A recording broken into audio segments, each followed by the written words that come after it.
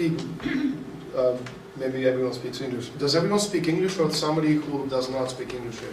Kdo tady rozumí nebo nerozumí anglicky? Takže takhle, kdo třeba rozumí anglicky, přihlásili. Kdo rozumí anglicky? So we do need to have a translator. Okay, that's not a problem. We don't need to. Before I start, just a couple of words of gratitude to the Reformy.cz civil society for organizing this, to Vít Lička and for Martin Kosciut, no? I said it well. And also I'd like to welcome Senator Peter Bacosta from ODS for coming, as well as Peter March for being here, gentlemen. Thank you very much. And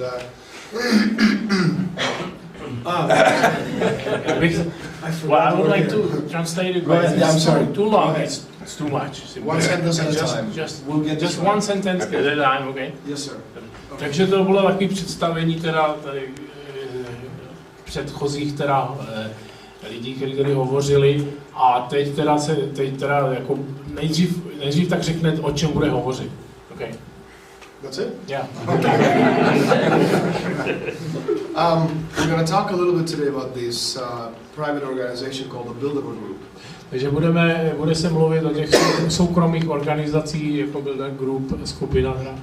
But more about than Bilderberg, we're also going to talk about what's behind them and why some of the things that we see happening in the world are actually happening. Tak budeme hovořit o tom, co je za těmi skupinami Bilderberg a dalšími teda, a co jak si hýbe světem. See, this is it's an ideological battle that is actually not very new. It's a very, very old fight going back to about 2,500 years, and just Bilderberg just happened to be, you know, a new society which is participating in this fight. Takže to je takový ideologický boj, který teda už trvá velmi dlouho a určitě bude trvat i nadále. So in order to understand why Bilderberg is doing this, you have to understand the ideological aspect of it, historical aspect. Takže je třeba rozumět takovou ideologický pohled, co Bilderberg představuje. Okay, you know, first of all, Bilderberg isn't a secret society. Takže především není to nějaká jaksi tajná společnost. It's not an evil, all-seeing eye or Jewish Masonic conspiracy. Takže není to žádná ďábelská židovská kongregace. Konspirace. There's a lot of people, you know, one of them is Karl Schwarzenegger, who is one of the stupidest men I've ever met in my life. Tak Schwarzenberger podle něj teda je velice hloupý člověk. And he'd like everyone to think that it's some kind of a conspiracy. A jako tvrdí, že to je všechno prostě nějaká konspirace. Now, there's no conspiracy, even though a lot of people with their infantile fantasies see it as a conspiracy. Takže žádná konspirace teda, nebo spiknutí se tady nevyskytuje. You see, no group of people, I don't care how powerful they are, sit around in a small room, holding hands, staring at a crystal ball, plotting the world's domination. Takže to není že taková situace, že by prostě v kulaté místnosti seděli lidi, koukali se do koule skleněné a určovali teda budoucnost světa. Now, Bilderberg is also, it's not a Cartesian fantasy world. A není to ani jako jaksi kartelové sdružení, in which the isolated intentions of some individuals, instead of the dynamics of social processes, shape the course of history over successive generations. Tak během jako věků se sociální pohyby, to je to, co hnalo dopředu vlastně. It's a meeting of people who represent a certain ideology.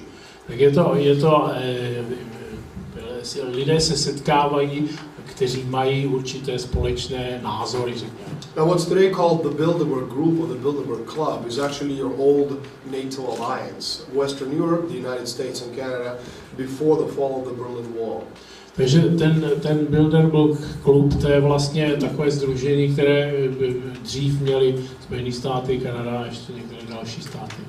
What in fact Bilderberg is, it's a medium of bringing together financial institutions. Tak je to, Bilderberg je v podstatě prostřed setkávání finančních skupin. which are the world's most powerful and most predatory financial interests. Které mohou jaksi se zabývat těmi finančními náhledy nebo postupy.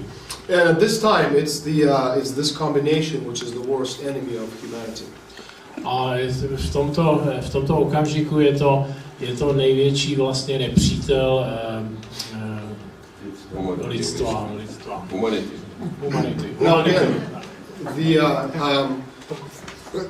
people like Karel Schwarzenegger, who belongs in a zoo, actually, not amongst people. Takže Karel Schwarzenbergu podle názoru patří do zoologické zahrady.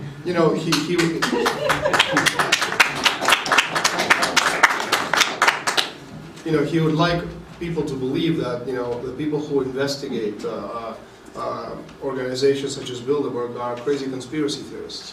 Takže věří, že ty lidi, kteří se zabývají konspirací, tak že jsou blázni v podstatě, nebo pošetilí. But as I'll show you today, there's a big difference between a conspiracy crazy and people who simply understand history and how history works. To je rozdíl mezi tím, jako mezi konspirací nebo a ty lidmi, kteří jsme zabývají prostě a vycházejí z historie, tak. Now, you're probably very familiar with the terminology New World Order, One World Government. Takže určitě znáte jako nový deal, New Deal, jako nový svět, jo, a nový světový řád. And Bilderberg is not One World Government or New World Order, as many people mistakenly believe.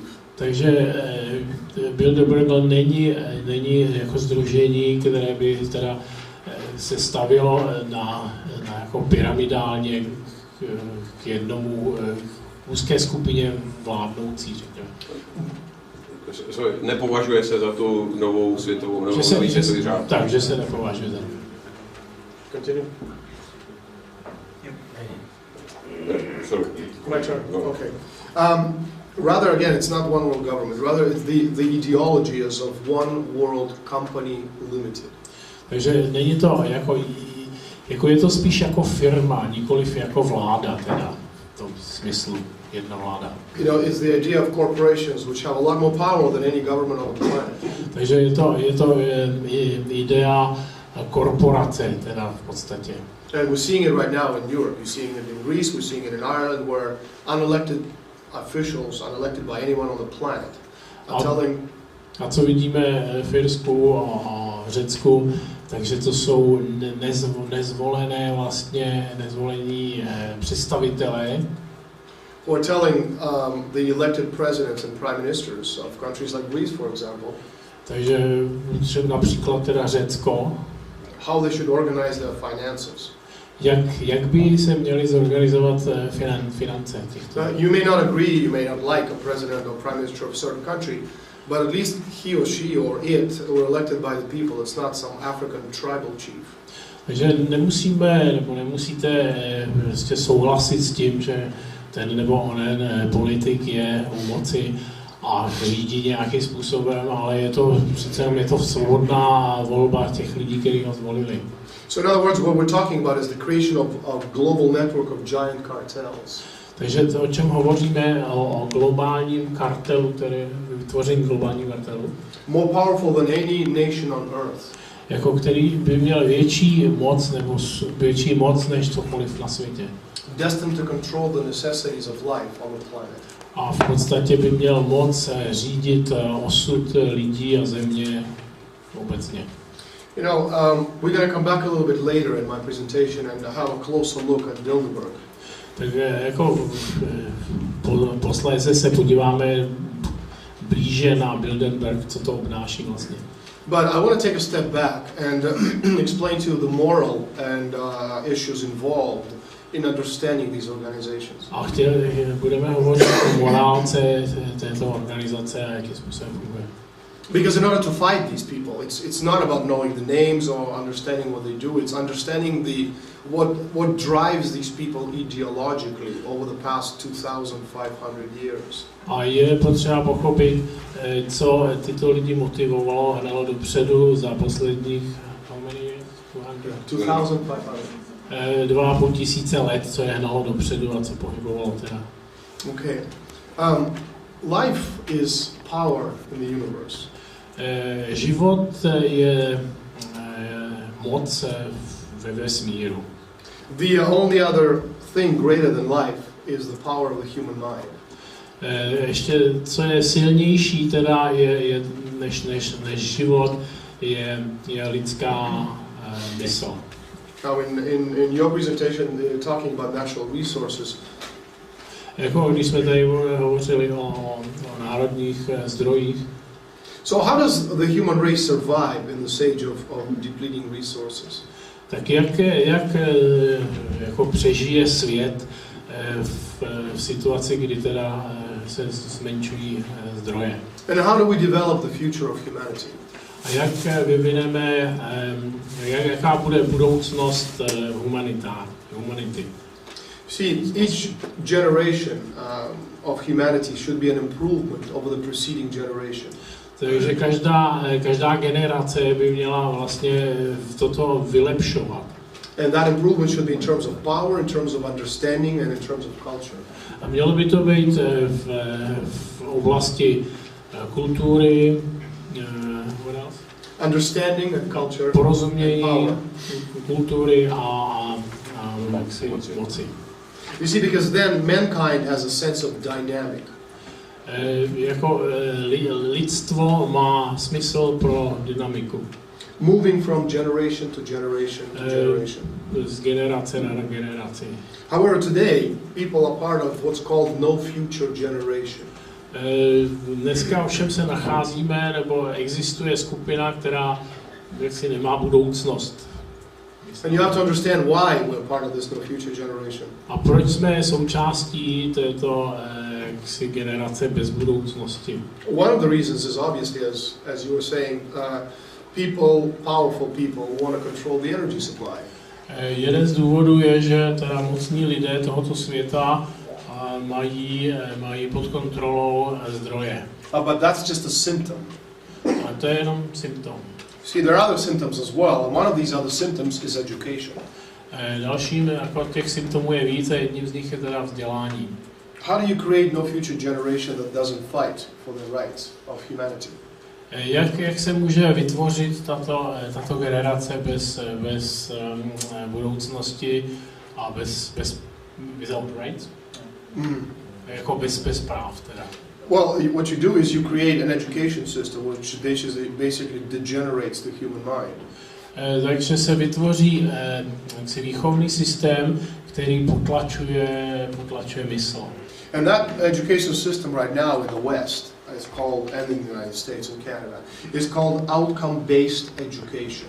Tak tento nový systém, který teda třeba se nachází v Kanadě, what is that again? Outcome-based education. Tak je to jako vycházející... Outcome is the result. Systém orientovaný na výsledek. Výsledný, tak. Outcome-based education is a vicious suppression of creative powers of reason.